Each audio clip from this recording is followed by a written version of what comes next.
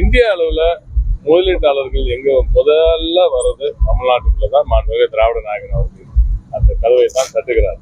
அதற்கு காரணம் இங்கதான் எல்லா விதமான இன்ஃப்ராஸ்ட்ரக்சரும் இருக்கு, எல்லா விதமான பாலிசி இன்புட்ஸ் இருக்கு. அது எல்லாத்தையும் தாண்டி கவர்மெண்டோட ஃபுல் சப்போர்ட் இருக்கு.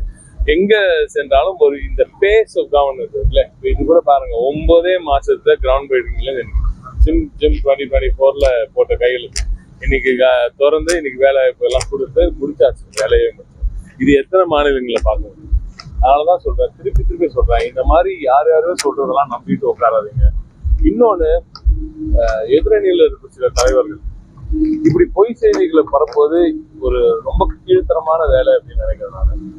அவர்கள் எப்ப வேணா என்ன போன் பண்ணி கேட்கலாம், எப்ப வேணா எனக்கு போன் பண்ணி இந்த மாதிரி ஏதாவது ஆகுதான்னு தயவுசெய்து செக் பண்ணிக்கோங்க என்கிட்ட. அந்த மாதிரி வர ஒரு முக்கியமான முதலீடுகளை இந்தியாவில வர முதலீடுகள் எல்லாம் தமிழ்நாட்டுக்கு வரும்னு இல்லை. ஆனா நாம முடிவு பண்ணோம், நம்ம ஊருக்கு நம்ம தலைவர் எந்த இடத்துல யாருக்கு என்ன வேலை வாய்ப்பு கிடைக்குது, எப்படிப்பட்ட முதலீடு, அந்த முதலீட்டு மூலமா இங்க ஏற்கனவே இருக்கிற இன்ஃப்ராஸ்ட்ரக்சருக்கு இருக்கிற இண்டஸ்ட்ரிக்கு இன்னும் பிளஸ் கிடைக்குது. இப்ப ஆலிசன் எடுத்துக்கோங்க, ஆலிசன் ஏற்கனவே இங்க இருக்காங்க, இவங்களோட லோக்கலைசேஷன் எவ்வளவுன்னு பாருங்க. இவங்க எவ்வளவு அவங்க இங்க வெளிநாட்டுல வரல ஒரு $2000 கொடுத்து ஒரு பார்ட் வெளில வாங்குறாங்க, இன்னைக்கு லோக்கலைஸ் பண்ணிட்டு $200 வாங்குறாங்க. 10 மடங்கு கம்மியா லோக்கலைஸ் ஆயிருக்கு.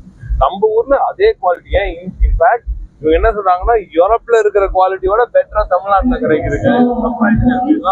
என்ன எப்படி நீங்க பண்றீங்கன்னு தெரியலன்றாங்க. ஸோ அப்படி உலகமே கொண்டாடிட்டு இருக்கு.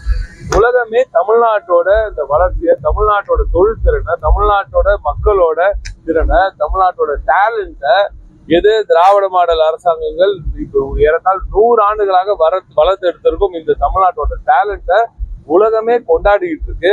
உலகத்துல இருக்க எல்லா முதலீட்டாளர்களும் இங்க படையெடுத்து வராங்க. இங்க இருந்து இந்த மாதிரி நேரத்துல உங்களால எதுவும் இந்த நாட்டுக்கு பிரயோஜனமா இல்லாட்டியும் தயவு செய்து இந்த மாதிரி பொய் செய்திகளை பரப்பாதீங்கன்றது என்னோட தாழ்மையான கோரிக்கை.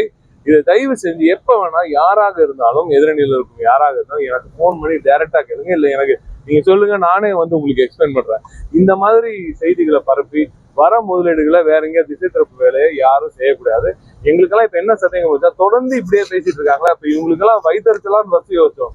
இப்ப யோசிக்கும் போது பார்த்தா இதெல்லாம் எதுக்கு இப்படி பண்ணாங்க யோசிச்சா, அப்ப ஒருவேளை வேற யாரோடைய கூட்டணியில இருக்காங்களோ, இது தமிழ்நாட்டுல வர முதலீடுகளை வேற ஏதாவது மாநிலத்துக்கு ஒரு சில பேர் செய்யறாங்களே, அவங்களோட கூட்டணியில இருக்கிறனால ஒருவேளை அந்த மாநிலங்களுக்கு கொண்டு போகணும்னு ஆசைப்படுறாங்கன்ற அளவுக்கு யோசிக்கிறேன். இப்படி இருந்தா தயவு செஞ்சு இன்றோடு அதை நிறுத்த வேண்டும். மாண்புமிகு திராவிட நாயகன் அவர்கள் ஆட்சியில் முதலீட்டாளர்களின் முதல் முகவரியாக தமிழ்நாடு திகழ்கிறது, திகழும். என்றென்றும் தமிழ்நாடு தான் நம்பர் 1 மாநிலமாக. பாதகம் செய்பவரை கண்டால் நாம் பயம் கொள்ளலாகாது பாப்பா, மோதி மிதித்து விடு பாப்பா, அவர் முகத்தில் உமிழ்ந்து விடு பாப்பா. அனைத்து முக்கிய செய்திகளையும் எம் நாடு தொலைக்காட்சியின் டிஜிட்டல் தளத்திலும் உடனுக்குடன் தெரிந்து கொள்ளுங்கள்.